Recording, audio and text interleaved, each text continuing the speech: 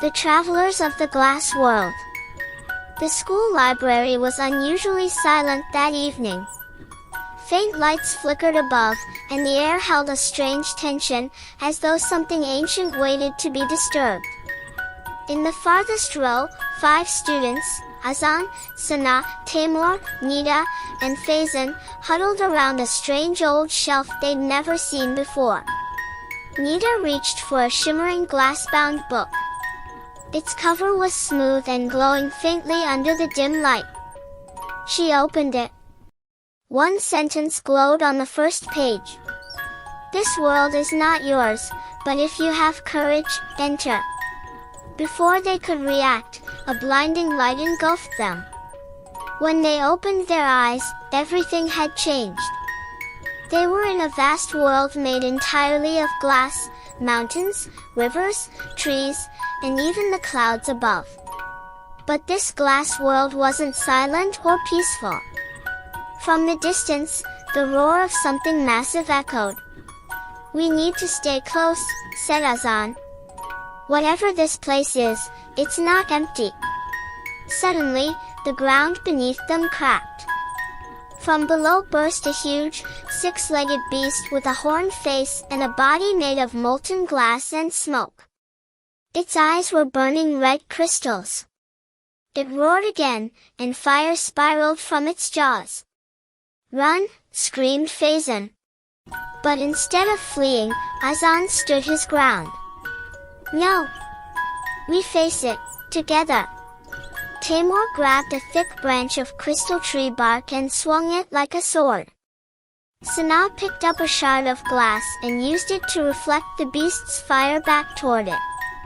Nida, fast on her feet, ran beneath its belly and jabbed the monster with a jagged spear of shimmering stone. Faizan, using his knowledge from a fantasy game they all played, shouted, "Its weak spot is between its shoulders, go for the neck." Azan leaped from a boulder and landed the final blow with a crashing strike to the monster's core. With a crackling screech, the creature shattered into 1,000 glimmering shards. They didn't even get a chance to rest. From the sky descended a giant glass and claws sharp enough to slice through stone. It circled once, then dived toward them. This time, the children were ready.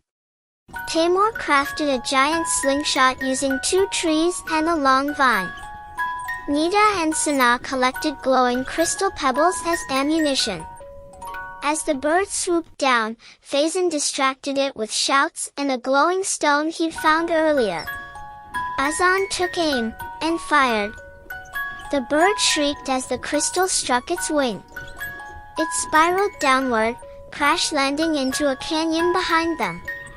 Panting, Nida said, "I think this place, it gives us challenges to test us. But it also gives us the tools to survive." As they continued forward, they came upon a towering palace of spinning glass gears and clockwork doors. A voice echoed, "The King of Reflections awaits."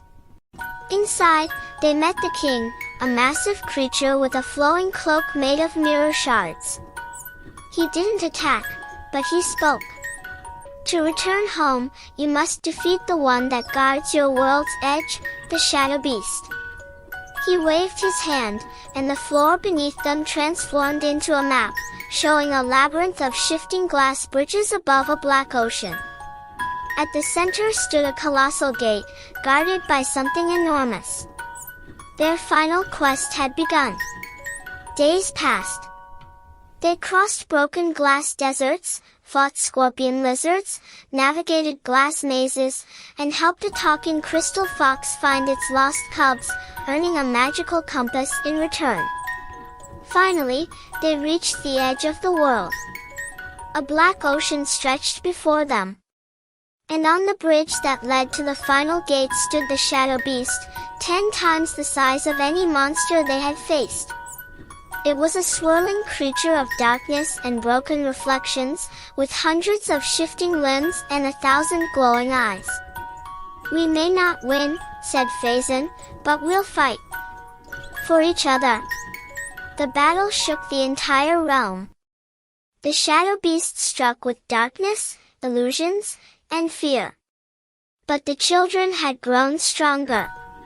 Azan led with fearless strikes, Timur defended them with a spinning glass shield, Sana used the compass to reveal weak spots, अगर Nina आपको ये blinded the beast video with अच्छी flares of लगी हो light, तो and फिर Faison called like out every करें, tactic share they'd करें, learned together. सब्सक्राइब करें Then, और bell at icon last, they दबाना saw ना it. भूलें।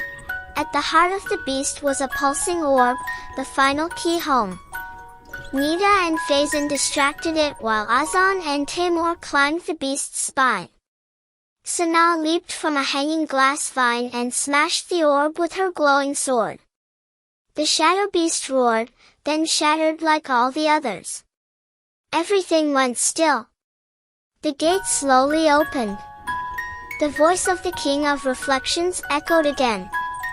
You have passed not through trials of knowledge, but through fire, fear, and friendship. The glass world honors your courage. The children stepped through the gate and found themselves back in the school library.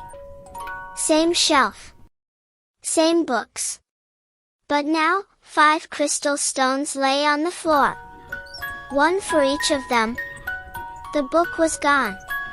Or so they thought.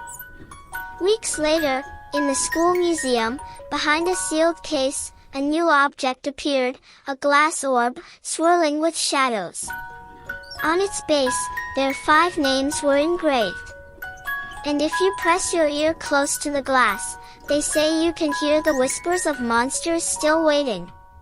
And somewhere, in the world beyond mirrors, the glass realm remains. Watching. Waiting. If you like the video, then share and subscribe.